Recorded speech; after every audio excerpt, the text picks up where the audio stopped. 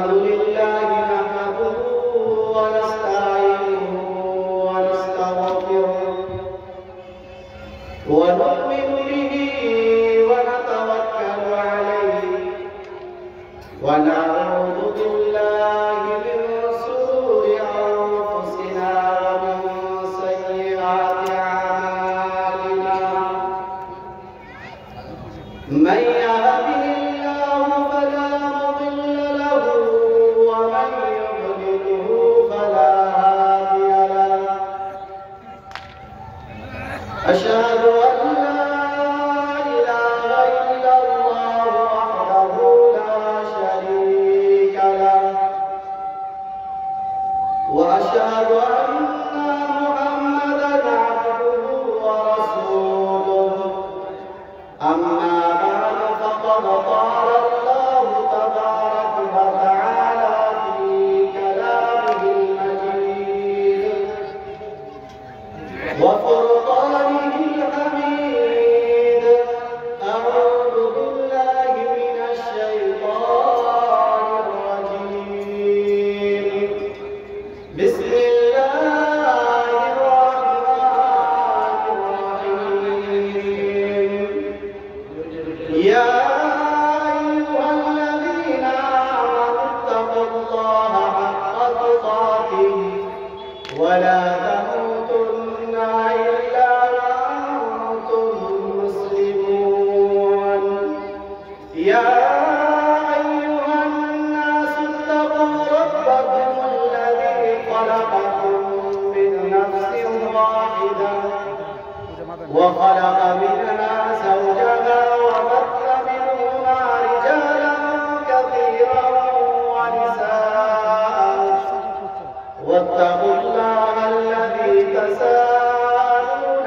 به والأرحام إن الله كان عليكم رقيبا يا أيها الذين آمنوا اتقوا الله وقولوا قولا سديدا يصلح لكم أعمالكم ويغفر لكم ذنوبكم ومن يطع الله ورسوله فقد فاز فوزا عظيما فإن أصدق الكلام كلام الله وخير الهدي هدي محمد صلى الله عليه وسلم وشر الأمور محدثاتها وكل محدثة بدعة وكل بدعة ضلالة وكل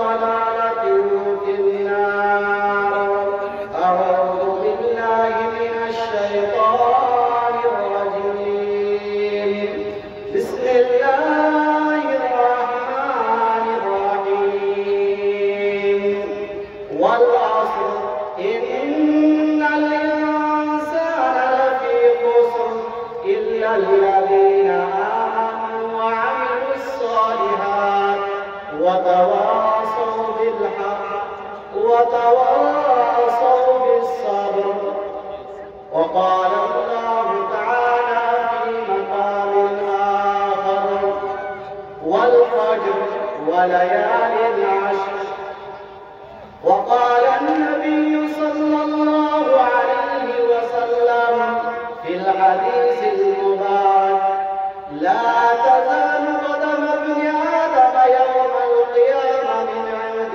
ربه حتى يسأل عن خمس عن عمره فيما أفنى وعن شبابه فيما بلى وماله من أين اكتسب وفيما أنفق وماذا عمل فيما علم رواه الترمذي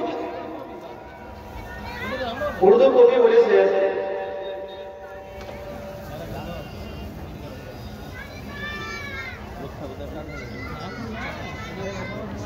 सुबह होती है शाम होती है सुबह होती है शाम होती है उम्र यूं ही तमाम होती है अगर फुर्सत मिले तो पानी की तहरीर को पढ़ लेना अगर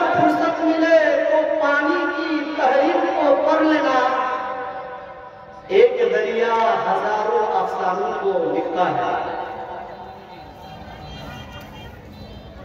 माननीय सभापति महोदय, मंचे बसे थाका उलामाए किराम एवं सम्मुखे सामीन किराम বয়োজ্যেষ্ঠ বয়োকনিষ্ঠ আমার সম্মুখে বসে থাকা ভাই ও বাবাজীগণ এবং পর্দার আড়ালে অবলা সরলা জ্ঞানবতী গুণবতী মা ও ভগ্নীগণ, যাবতীয় প্রশংসা গুণগান গুণকীর্তন আরাধনা শিক্ষোচনা প্রার্থনা সে আল্লাহ রাব্বুল আলামিনের নিমিত্তে, जिनार अशेष दयाय आज के जयकृष्णपुर ग्रामेर पूर्वपाड़ा मस्जिदेर उन्नति कल्पे आमाके क्षुद्र ज्ञाने हतभागाके संक्षिप्त टाइमे किछु बलार तौफिक दान करेছেন। তাই আমরা যে যেখানে আছি, যে অবস্থায় আছি, এক বাক্যে এক সুরে এক সঙ্গে আমরা বলি আলহামদুলিল্লাহ। তারপরে পরে সমস্ত নবীগণ,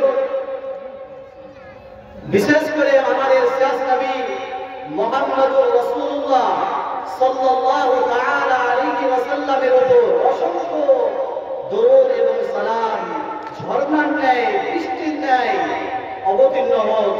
আল্লাহুম্মা সাল্লি আলাইহি আল্লাহুম্মা বারিক আলাইহি আল্লাহুম্মা আমিন। সম্মানিত সুধী, আজকে আমি আপনাদের সম্মুখে সূরাতুল আসর একটি সম্পূর্ণ সূরা তেলাওয়াত করেছি এবং মহানবী সাল্লাল্লাহু আলাইহি ওয়াসাল্লামের একটি হাদিস পড়েছি। এই হাদিস এবং কোরআনকে কেন্দ্র করে, এই হাদিস এবং কোরআনকে সামনে রেখে, তার আনুষঙ্গিক হাদিস এবং কোরআনকে সামনে নিয়ে এসে সংক্ষিপ্তে আমি আপনাদের সম্মুখে কিছু কথা বলব। তাই আমার বক্তব্য আরম্ভ করার আগে আমি একটা কথা বলি। আপনারা সবাই অবগত জানেন যে এই জালসাটি হচ্ছে মসজিদের উন্নতি করবে। মসজিদের উন্নতি করতে হবে, ঠিক আছে, মসজিদ তো আমাদেরকে উন্নতি করতে হবে, মসজিদ বানাতে হবে, মসজিদ নির্মাণ করতে হবে। কিন্তু এই যে এত একটা জালসা করা হয়েছে, তার পেছনে একটা উদ্দেশ্য আছে। উদ্দেশ্য আছে আল্লাহ সুবহানাহু ওয়া তাআলা মানুষকে এই পৃথিবীর বুকে যে পাঠিয়েছেন, শুধুমাত্র যে আমরা মায়ের গর্ভ থেকে জন্ম নিব, জন্ম নেওয়ার পরে আমরা ছোট থেকে যুবক হব, যুবক থেকে বিয়ে শাদী হবে, আবার বুড়ো হয়ে যাব, মারা যাব, এটার জন্য না। আল্লাহ রাব্বুল আলামিন তিনি তার পবিত্র গ্রন্থে স্বয়ং বললেন, ওয়া মা খালাকতুল জিন্না ওয়াল ইনসা ইল্লা লিয়াবুদুন। হে মানুষ এবং জিন, তোমরা শুনে নাও যে আমি তোমাকে এই পৃথিবীর বুকে, ধরার বুকে আমি যে তোমাদেরকে পাঠিয়েছি, প্রেরণ করেছি শুধুমাত্র আমার ইবাদত করার জন্য। তাহলে বুঝতে পারলেন যে আল্লাহ আমাদেরকে পৃথিবীর বুকে পাঠিয়েছেন, তারও একটা উদ্দেশ্য আছে। সেটা কি? যে তারা আমার ইবাদত করবে, তাদেরকে আমি কি দেব? জান্নাত দেব। গ্রামের দিকের মাইকটি কিনা একটা কথা বোঝাই না, মাইকটি কাটতে বলে জান্নাত দিব। বুঝতে পারলেন? তো এই জালসাটা যে এত বড় করা হয়েছে, তার পিছনে কি উদ্দেশ্য নাই? এখান থেকে যেটা হাইওয়ে বাড়ি থেকে মাইক দিয়েছে, ওদিকে যত মাইক দিয়েছে কিনা একটা তো কথা বুঝতে পারা যায় না। মাইক কেটে দাও, মাইক ম্যানকে বলবো আপনি মাইক ভালো করে কথা শোনা যায় না, বোঝা যায় না, অতএব আপনি একটু ঠিক করবেন। তো যাই হোক, এই যে জালসা বলছিলাম, জালসা করেছে, ইয়ার পিছনে একটা উদ্দেশ্য আছে। মসজিদ তো নির্মাণ হবে, তার সাথে সাথে একটা বড় উদ্দেশ্য হচ্ছে যে আমাদের জয়কৃষ্ণপুর গ্রামে, আমাদের পার্শ্ববর্তী গ্রামে মানুষের মধ্যে কি যে ভুল আছে, যে আমাদের মধ্যে কি গলতি আছে, আমাদের মধ্যে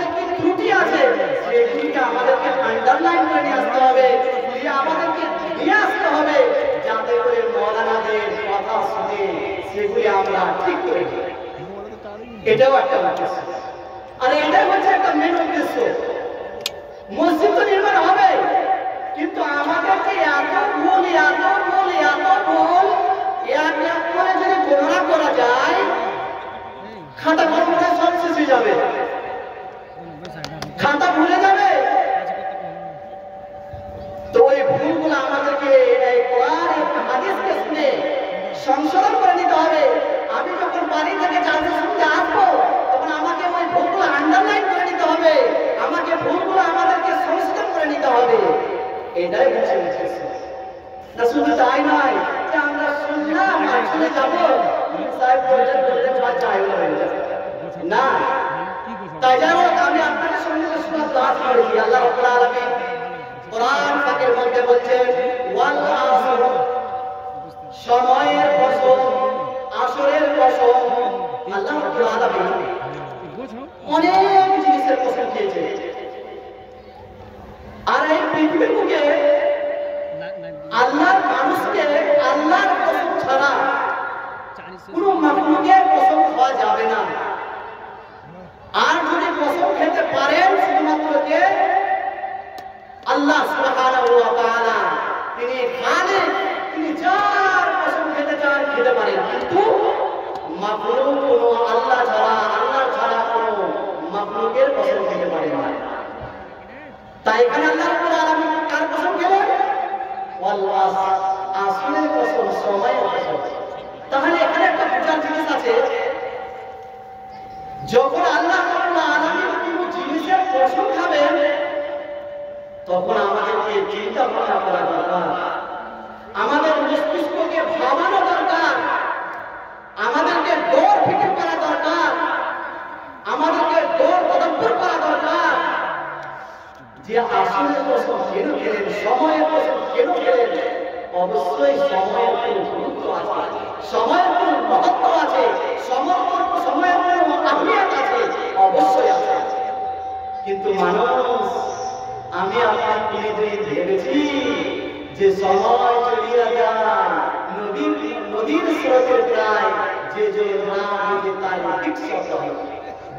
আজকে আমার বয়স 10 বছর, কালকে 10 বছর হয়ে একদিন, কালকে 10 বছর হয়ে 1 মাস, 10 বছরের 6 মাস, 11 বছর, 12 বছর, 50 বছর, 60 বছর হয়ে অতিবাহিত হয়ে চলে যায়। কিন্তু আজকে আমরা সময়ের মূল্য দিলাম না, সময়কে গুরুত্ব মনে করলাম না, সময়ের আহমিয়ত দিলাম না। যদি সময়ের আহমিয়ত দিতাম, তাহলে দুনিয়ার পিছনে এত না পড়ে আজকে আমরা আল্লাহর ইবাদতে লাগিয়ে দিতাম, আল্লাহর ইবাদত বন্দেগীতে আমরা কাটিয়ে দিতাম। তাহলে বলবেন ময়না সাহেব, আমরা কি সব সময় আল্লাহ রাব্বুল আলামিনের ইবাদত করব নাকি? না, আল্লাহ এই কথা বলেননি। আপনাকে সব সময় আল্লাহ রাব্বুল আলামিনের ইবাদত করতে হবে না। আল্লাহ সুবহানাহু ওয়া তাআলা, আল্লাহ রাব্বুল আলামিন সব সময় বন্দেগী করতে হবে না। তার প্রমাণ আল্লাহ রাব্বুল আলামিন তিনি তার পবিত্র গ্রন্থে বলছেন, ওয়া আল-ফাইদা কুদিয়াতিস সালাহ ফান্তাশিরু ফিল আরদ ওয়াবতাগু মিন ফাদলিল্লাহ। হে বান্দা, যখন তুমি আমার সালাত করে নিবে, যখন তোমার আমার ইবাদত করা হয়ে যাবে, যখন আমার বন্দেগী করা হয়ে যাবে, আর তুমি বাড়িতে বসে থাকো না, আর তুমি কোনো জায়গায় বসে থাকো না, ফান্তাশিরু ফিল আরদ, তুমি জমিনের মধ্যে ছড়িয়ে যাও, জমিনের মধ্যে ছড়িয়ে ছিটিয়ে যাও। আর কি করো? ওয়াবতাগু মিন ফাদলিল্লাহ। আল্লাহ রাব্বুল আলামিনের রিজিকে সংগ্রহ করতে হবে, বুঝতে হবে। তাহলে সময়কে আমাদেরকে মূল্যায়ন করতে হবে, আমাদের সময়কে আহমিয়ত দিতে হবে। যদি সময়কে না আহমিয়ত দিই, সময়ের গুরুত্ব আমরা দিলাম না। যদি দিতাম, তাহলে একটা আপনাকে দৃষ্টান্ত দিই। সময়ের যদি মূল্যায়ন করতাম, তাহলে এত বড় জলসা, এত বড় প্যান্ডেলে মাত্র কয়েকজন বসে আছে, 10 থেকে 20, 15 জন, 25 জন হবে। আর এখানে এই কিছু নয়, প্যান্ডেল থেকে বাইরে গেলে আপনাকে হাজার হাজার মানুষ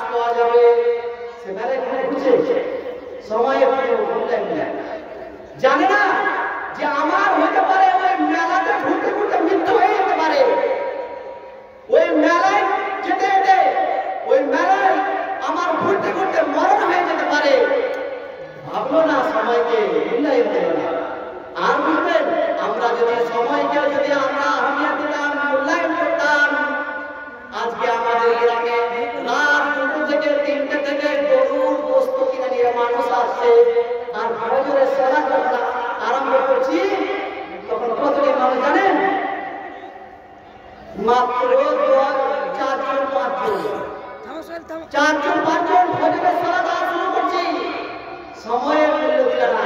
গোশত কিনতে মশগুল, খাবার জোগাড় করার জন্য মশগুল, আর নিজের ছেলেদের জন্য আহার জোগাড় করার জন্য মশগুল। মানুষ তুমি সময়কে বুঝতে পারলে না, সময়ের কি বুঝো? তাই সময়ের কি আহমিয়ত, একটা হাদিস যদি আপনার সামনে বলি, ফজরের সালাতে পারে মান সাল্লা সালাতাস ফজরে, মান সাল্লা সালাতাল ফজরে ফাহুয়া ফি জান্নাতিল্লাহ।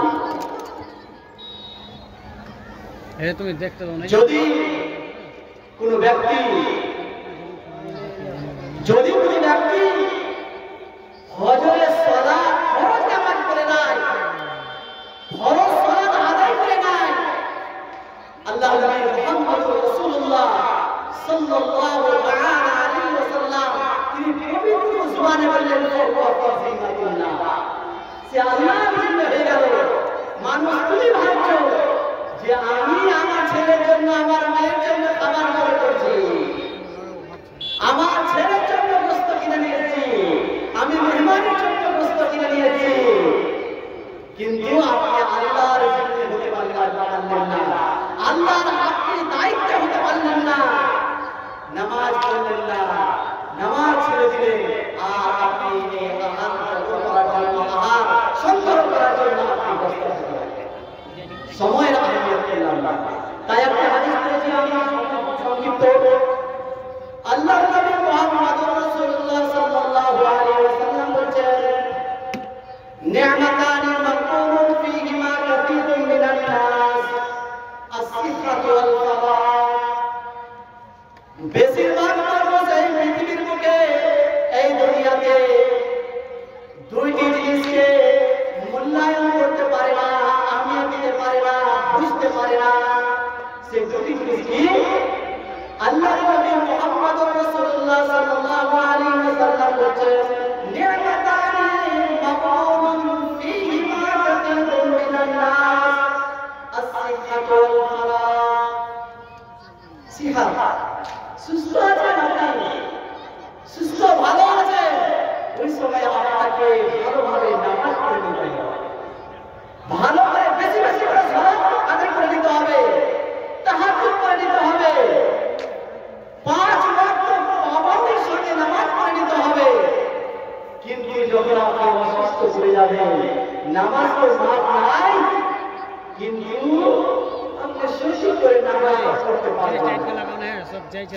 এই জন্য আল্লাহ নবী মুহাম্মদ সাল্লাল্লাহু আলাইহি ওয়াসাল্লাম বললেন, সুস্থতার অবস্থায়, সবল অবস্থায়, ভালো অবস্থায় তোমরা কি করবে?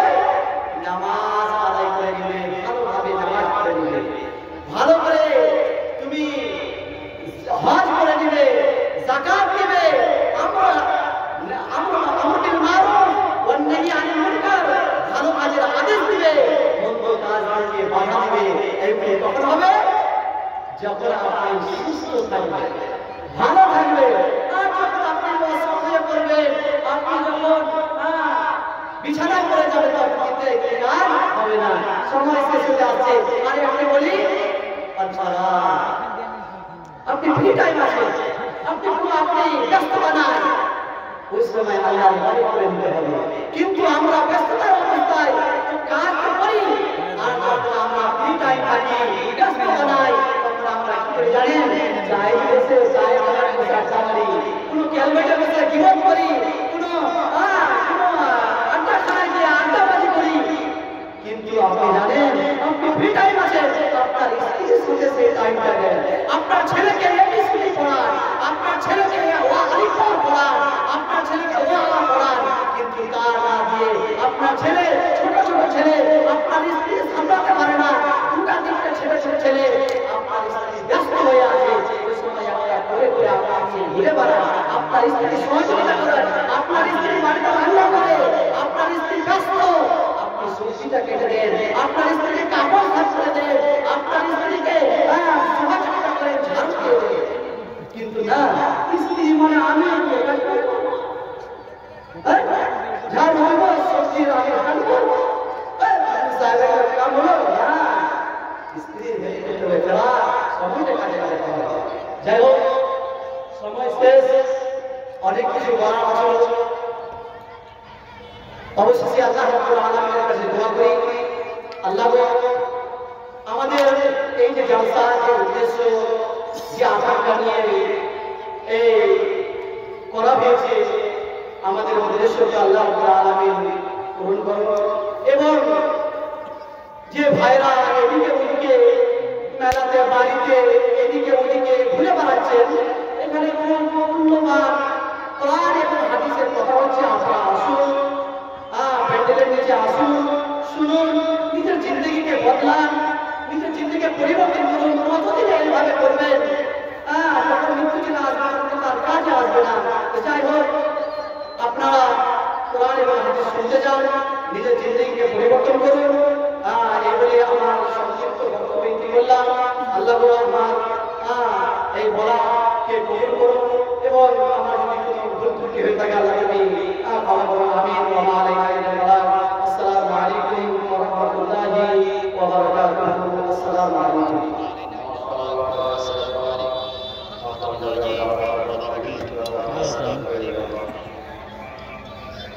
যার সময় এখন হচ্ছে অনেককে যাত্রা চলছে, এখন আমাদের লাইন ফয়দাতুল শেখ সুলেমান সাহেব 25